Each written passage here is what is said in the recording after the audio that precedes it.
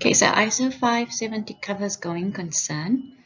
The factors to consider for assessing whether there is material uncertainty, those we have already discussed in semester 1, the financial, operational, and other indicators. Okay, so financial, we have talked about things like, for example, the company or the client having a net loss, or recurring net loss, being in a net liability position, not a net asset position, or having some adverse key ratios,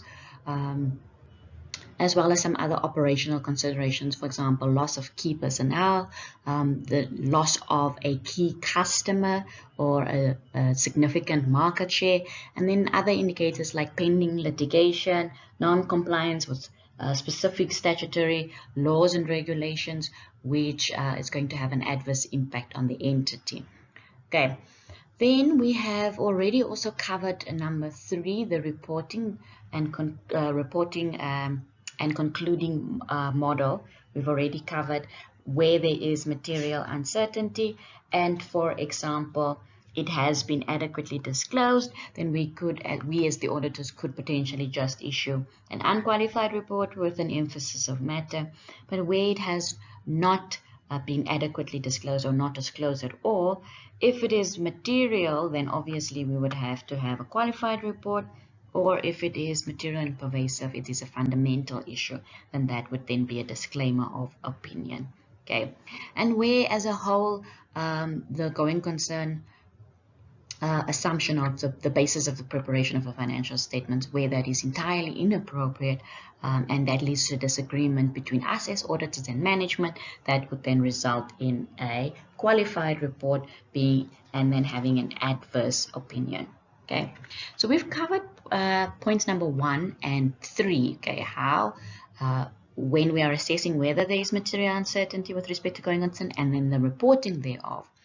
But then point number 2, with respect to what the auditor's response would be, that is then what ISO 570 also goes into a lot of detail.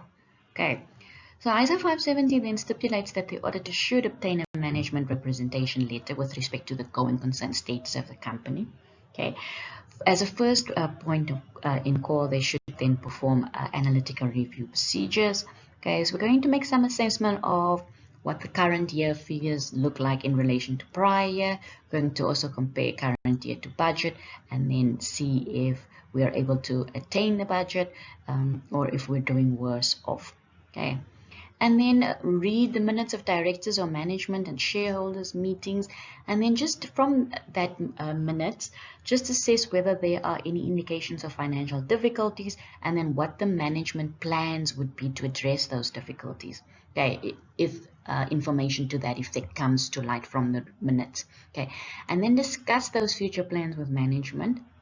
Okay, and then consider information from external sources as well with respect to those plans. So if management are planning to sell off some of their assets or discontinue a certain branch, just consider whether, if those are the future plans, how feasible those plans would be, whether there are any specific legislation or regulation that may prohibit that from happening. So that is just considering whether there's any other external sources. For example, if there's been a statement from a trade union to that effect, which indicates that it may not be feasible to then shut down or close off a loss-making operation. Okay.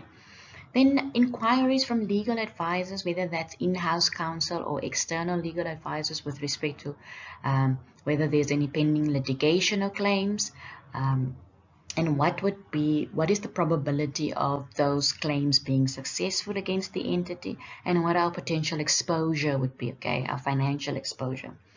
Then the auditor would have to review post-balance sheet events, okay, then just see post-year end whether there is any information that would shed some light on conditions that already existed at year end.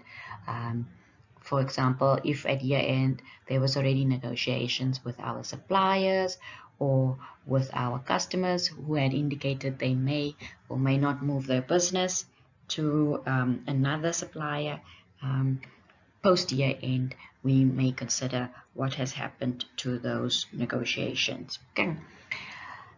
Then also consider whether the entity is able to fulfill clients' orders. For example, if you're thinking about currently with respect to our COVID-19 situation, the airlines have been grounded, there's no international travel, and then for the most part, no local travel as well. Only from 1 September, the borders have opened for international travel, but only in specific situations, and then local travel is restricted in certain areas of our country. Okay, so if clients had already purchased air tickets, okay, then obviously our airlines would not be in a position to fulfill those orders yet. Okay, and that could place them, except for the reputational risk, but it could also place a dire strain on their cash flow. Okay. Then when the entity, for example, forms part of a group situation or a group structure, we could confirm whether there are any agreements in place for financial support or subordination agreements from, for example, the holding company, which then means if any creditors have any claims against the subsidiary, the holding company would then provide a guarantee for those claims, or financial support where the subsidiary itself cannot or is not in a position to be able to deliver on its financial commitments. Okay, and then the auditor needs to obviously assess the cash flow, profit, and other projections. Okay, so management would be required to prepare cash flow or profit projections and together with their future plans, obviously, then just to be able to assess whether the entity would indeed be considered a going concern. Okay, and then the auditor would also then look at those projections together with the latest available financial statements. Okay, if we are now towards the interim period of the financial year, the auditor can look at those financial statements as well and then assess whether any of the plans that management have indicated that they would put in place, whether those plans have been put in place and what is the success rate of those plans, whether we can see any turnaround mechanisms that have been successful so far.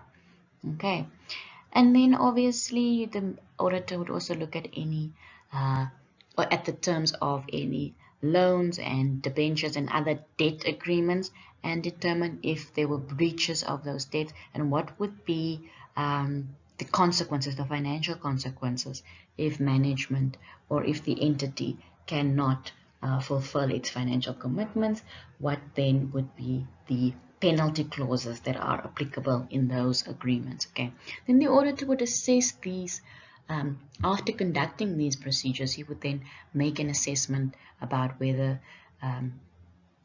there's material uncertainty with respect to the going concern, and then that brings us then to point number 3 again, how based on the evidence that the auditor has conducted, how that would influence his reporting and his concluding in terms of what opinion would be appropriate.